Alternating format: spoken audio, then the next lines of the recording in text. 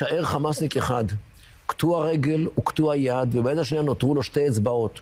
הוא יעמוד על גג של מסגד הרוס ויעשה וי והוא ניצח. למה? כי הילדים שלו ימשיכו, והנכדים שלו ימשיכו. יש פסוק בקוראן שאומר, אין אללה מע סאבירין. אללה הוא עם בעלי היכולת לסבול לאורך זמן. תבין, סבר, אין לנו מילה כזאת בעברית, כי אין לנו מושג כזה בעברית.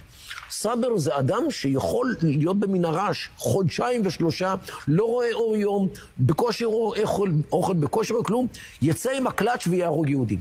למה? כי יש לו את היכולת לסבול לאורך זמן. הם חיים בתוך הבועה הישראלית. הם חיים למען אללה. אללה איתם. הם לוחמי ג'יהאד. אנחנו לוחמי חירות ישראל, ובסדר, אנחנו לא לוחמים